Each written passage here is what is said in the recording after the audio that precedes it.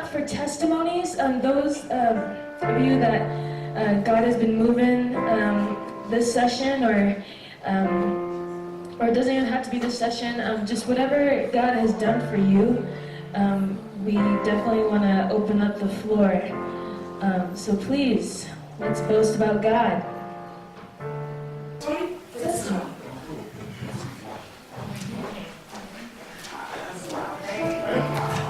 Hello everyone, my name is Emmanuel, and I'm just really happy that I came here. I used to be only talking to my Aunt Charlotte, my mom, Dr. Shaw, and my Auntie Beans. And I'm really glad that I came here because I got to meet a lot of new people, and that Jesus has brought me to meet everyone else here, and that I could be just coming from a mile away and it will still hear me. I'm just really happy that I got to meet all these new people. Amen. Oh, praise God. So I'm so grateful to God to be here. And I just thank God for the opportunity that Dan was giving us to be here. So I just thank God for that.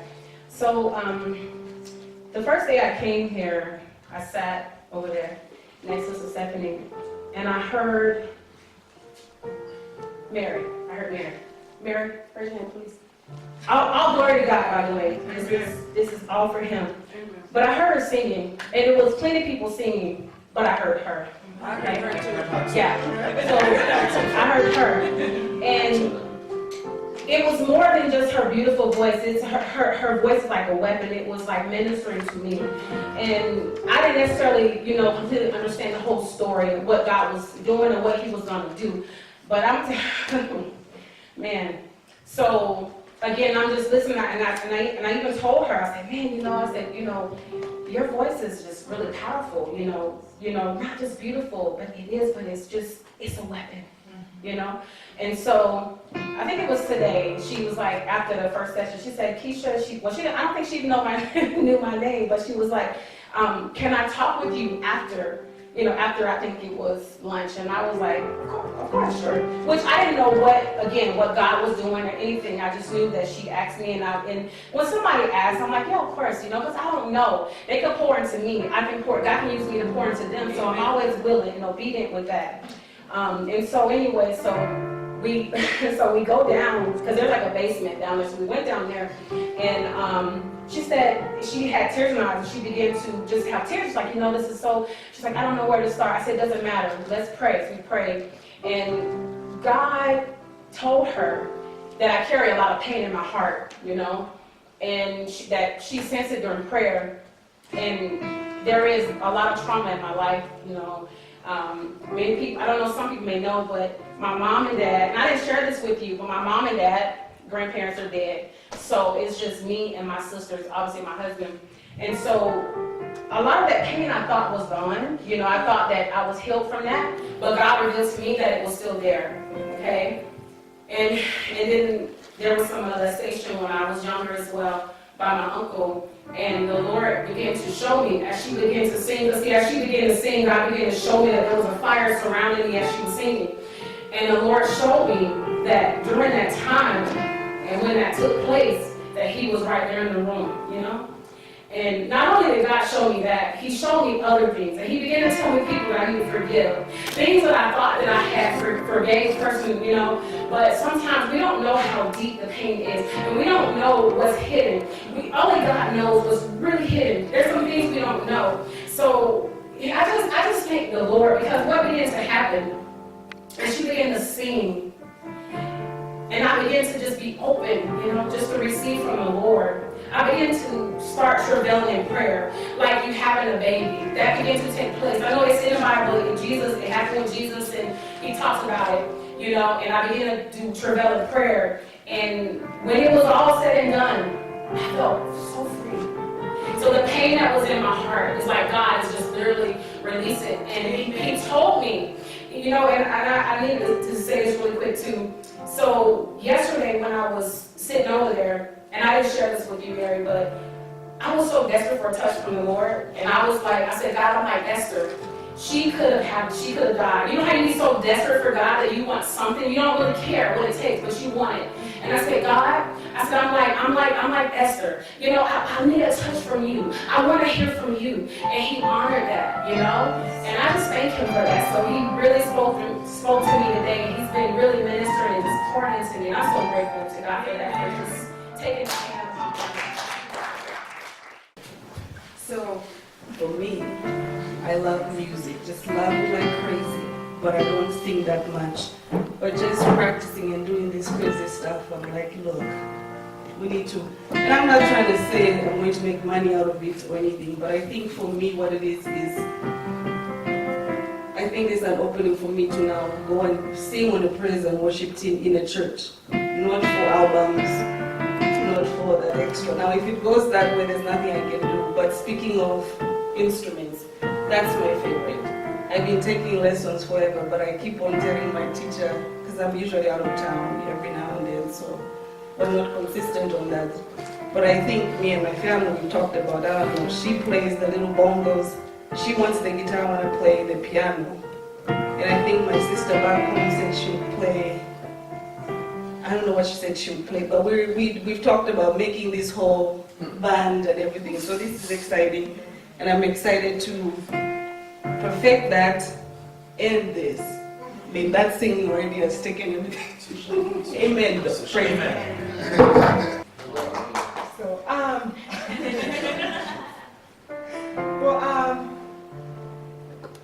I didn't catch your name. What was your name? I'm sorry. Keisha. No, the one gentleman in front of you. Bishop. Yes.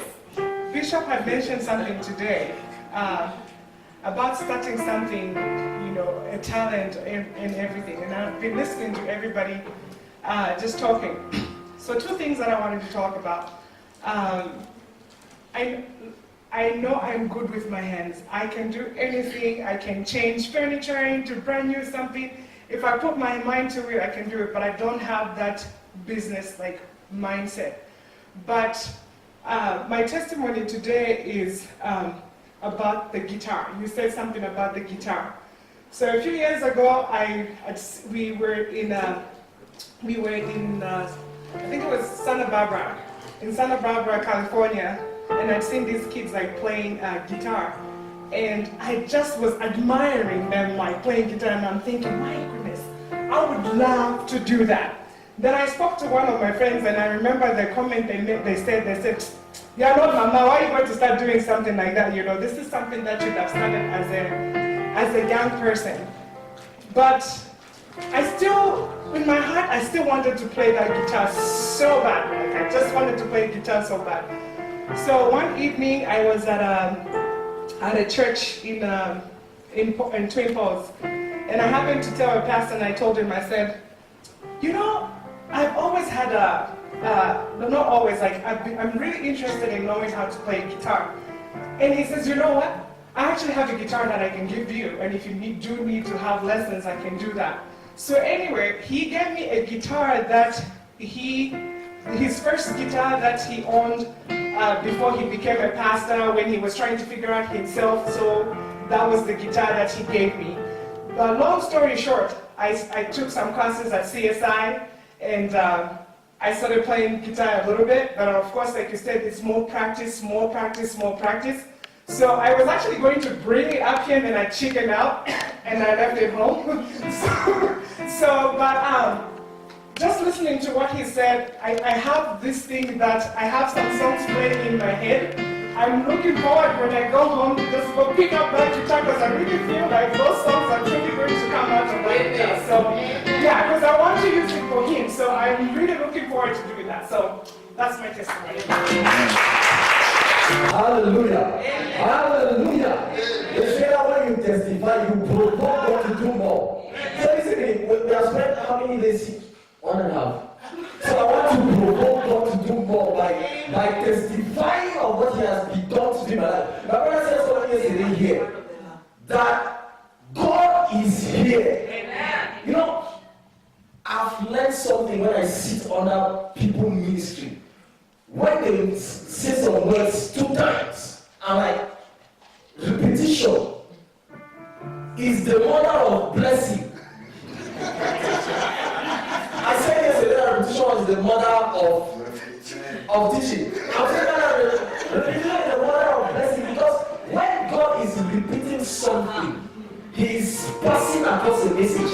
Catch it. Yes. So when He said God is here, I said God you are here. He said He will not miss. I said God I will not miss. So when my sisters yesterday started singing, "Pass me not, O gentle Savior," it's a hymn that has always ministered to me. But I sang it again yesterday. I said, I bent down and I said, "Pass me not, gentle Savior." And when my brother was ministering, because be sharp, be connected in this place. God is here. Amen.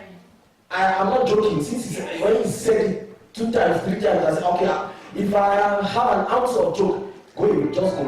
I want to. So when he started ministering and he said something, you also, I was like, now God is telling me, I have pinpointed you. I'm telling you something about you. I'm telling you something about you to let you also know that what you are telling me, I am here and I am answering. So I want to testify. You know what? There's that beautiful song. I have a father. I don't want to sing it. I'm not sure I know all the words. He calls me his own. Something. And he knows my name. You know, that's what I want to test. That's the point now. He knows my name. He knows your name. Yes. He knows my name. He knows your name. My testimony is to say, Father, I thank you. You know my name. Amen. You called me out and said something to let me know that you care about me here. Yes. And you are making me know that by telling me that thing, you are also telling me that the prayers I have lifting up in this place, you have heard them and you are answering. That's why you are speaking this thing to your son to tell me this thing. So I am testifying here to provoke God to do more. It's not preaching there. I want somebody to be provoked this night. I said something yesterday, be bold like Bartimaeus. So cry out tonight to God. Cry out tonight to God. That it means time. There's no time. Make use of your time here. So I am praying that the heavens be open over us, over the anointed for tonight, and that let dangerous things happen to us as we are here. That's why I'm thanking God to provoke Him to do. Father, I thank you. I thank you. You know my name. You know the names of your children. Scatter this place for us. Amen. Hallelujah. Amen. There's a lot that God has done for me this semester as a whole. I sincerely cannot give all the testimonies, but this particular testimony is from last time here at Challis. I remember last time here at Challis, right after the service, Prophet Amingo prayed for me, Prophet Isaac, and Prophet Daniel, all of them, Dr. Archer.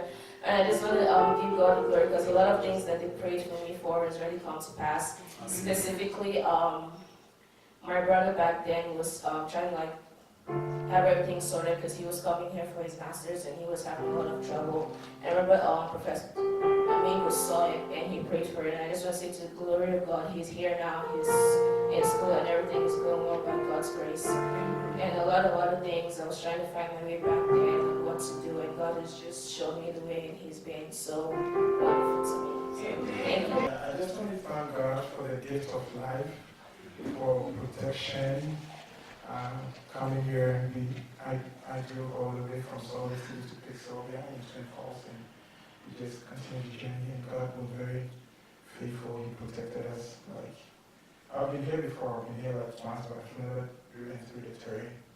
Sometimes if you're not driving, you just fall asleep when you look at the road. But God brought me here, and we came. Yesterday when we were coming, it was a little bit dark, but He brought us here safely, and I know He's going to take us back safely. And my other testimony is, I think I just want to entreat all of us that regardless of the fact that we are all, just want to say we are all buddies, we are all friends, But there are certain things when it comes to spiritual, you should actually respect the unction on people's lives. Last year I went through a whole lot of storm, and I remember I came to Koki and Sawyer called me on.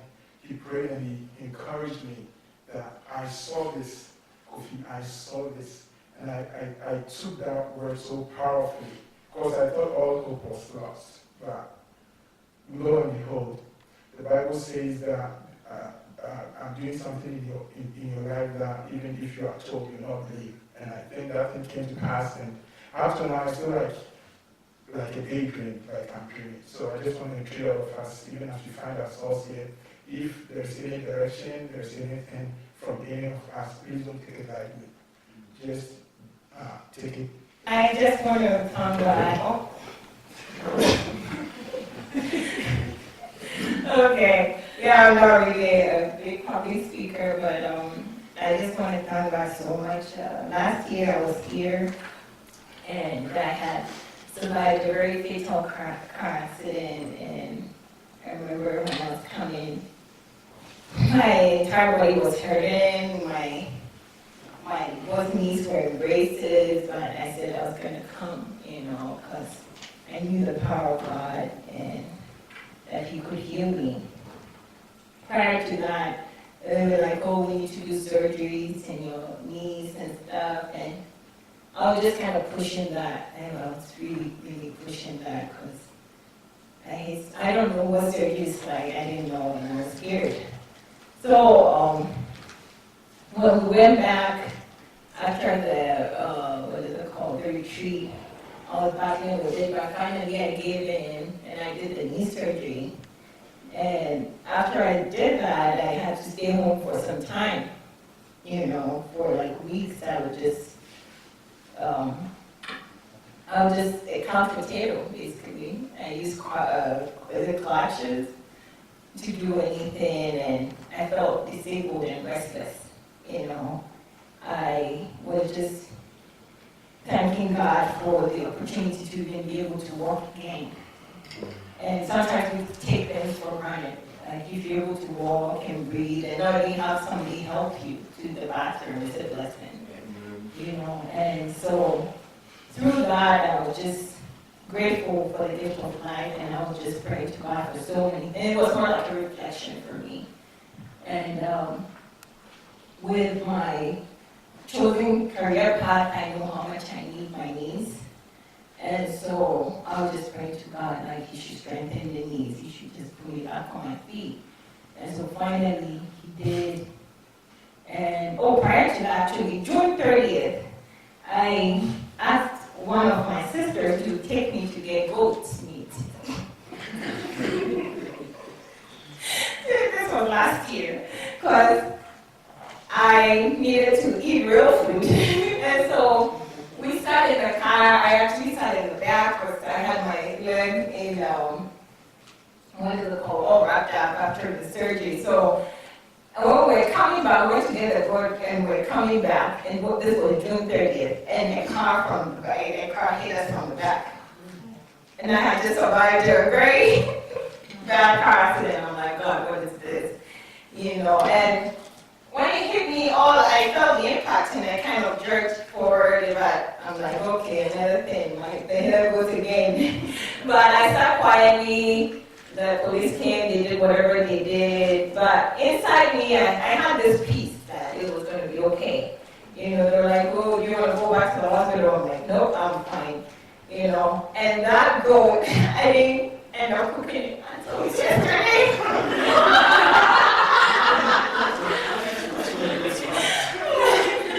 I ate that goat, and oh my gosh, yesterday I was feeling sick. I had a stomach flu. I got from a year ago, please don't eat it, just throw it away. So, we were coming, I was feeling nauseous, my body was just like, hey, what am I going?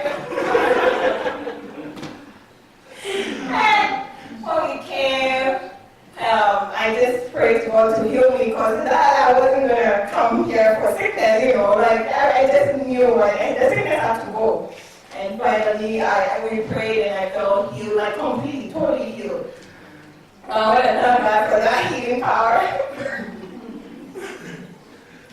And then finally, what I'm going to say, before that I had two presentations before I was coming in. I was very nervous because this is, I'm doing rotations right now, and this is like my first, what is it called?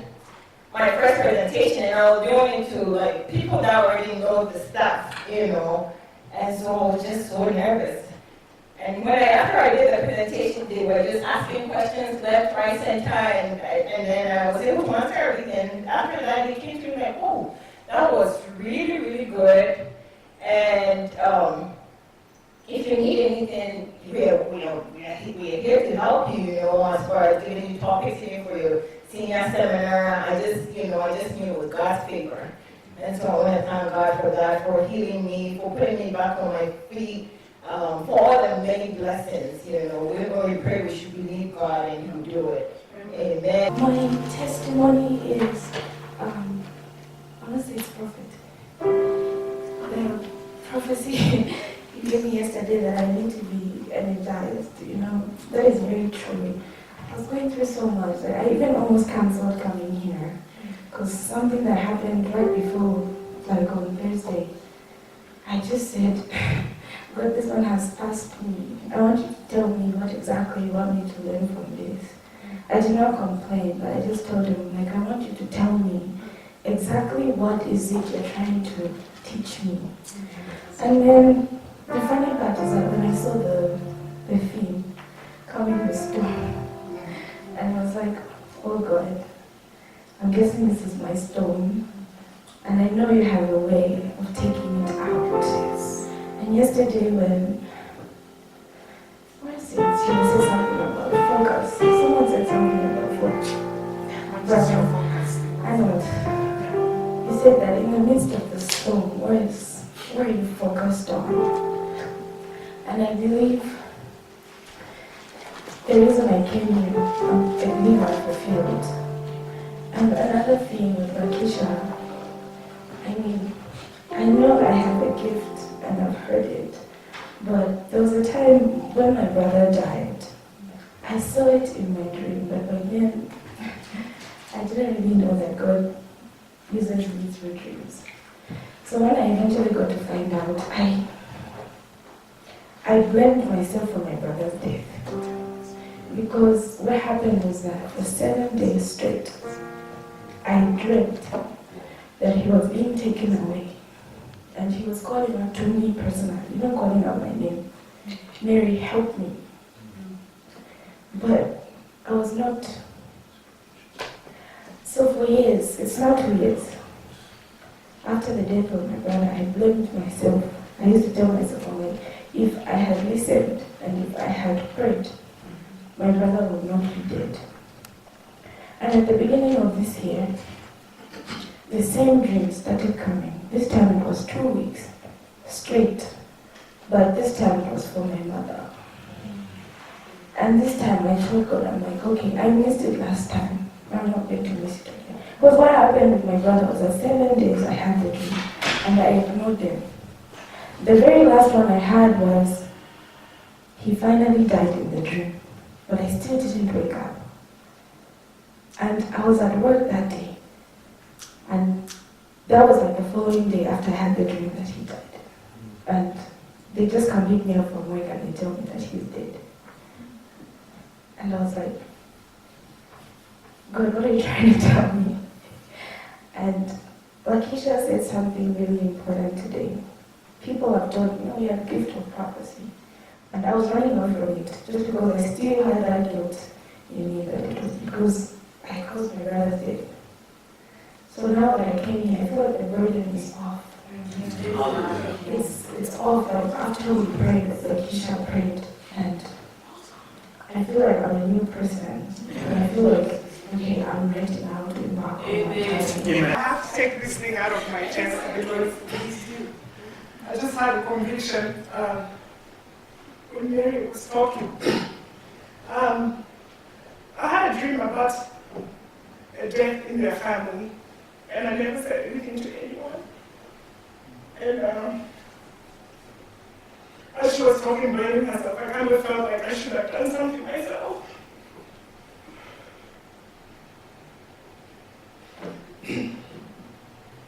So I had this dream about, like, there was a death at their house, but I didn't know who had died in the house. And in the dream, I've seen people taking a coffin out of the house with the American flag covered on the coffin. And they took it out of the house, and and I remember when I woke up that morning, I didn't pray about it. I didn't do anything. I did the same thing she did. I just brushed it off. So I told one of my friends, I'm like, man, I had this weird dream.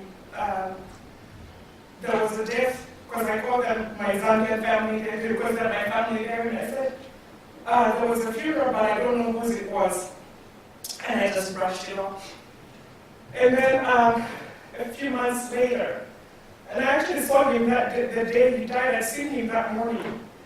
And he was standing in the door. He had this look on his face that I haven't even been able to shake off.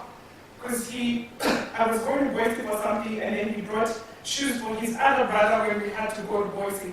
And I said, man, you're such a good brother. You can bring shoes for your brother? And he stood in the door. And that's still the same vision I still have. He stood in the door and just looked at me, and I just looked at him, and I left, and I never said anything. Anyway, and then later that day, I was actually coming here for the same retreat that was not last year, the year before. I was in Pocatello, and then Winnie called me, you haven't heard about your family? So I started figuring out, what do you mean, my family? And he said, your brother died and stuff. So I was asking, what do you mean? And she told me, he died. I don't want to say his name. Anyway, so I wanted to go back to Twin, but then I thought to myself, what am I going to do? I'm just going to go to the conference. So we came over here, and we did whatever we're doing, like the same things we are doing today. So when I got back to Twin, I had to go to visit the family at the funeral. And I remember the first thing I'd seen when I got to the house, because it was Memorial Weekend, when I got to the house, the first thing I seen was the American flag that they had put in the yard. And then that's when that dream that I had came to my mind. And again, I never said anything to anybody because I thought about it, I also kind of felt the guilt. I guess my point is we need to be bold at things. When you have a dream, or God speaks to you about something to say to somebody, let's not hold it. Say what you need to say, Not if we, like she was saying, if we could have prayed about something, it's something maybe we could have prevented. I mean, the question stays, nobody knows what could have happened, but basically I'm just saying, let's not hold things in, And I'm just glad that maybe I'm able to say this because I've kept it to myself, and sometimes when I hear her mom talk about her son, how she misses him, and I don't want to say, because I feel like I'm holding something away from her that I was supposed to say, so I have not said something to her, so I'm just glad that maybe I'm able to check it out, but let's just be bold enough to speak whatever it is that God puts on our heart, whether it's a dream or God speaks to you about something, let's not hold it back. So that's what I wanted to say. Can you hold on for a minute? Mary, can you please come on? I think we should just pray for them for just healing here. I sense we just have to pray for healing here. And Father, we thank you for this, for Lydia and for Mary. Can you please just stretch your hands towards them? Pray for healing. Pray for healing, inner healing in your hearts, for restoration in your hearts, and that God will take the guilt away. And also pray for Mary's mother that God will preserve. God will preserve. God will preserve. God will intervene. Amen?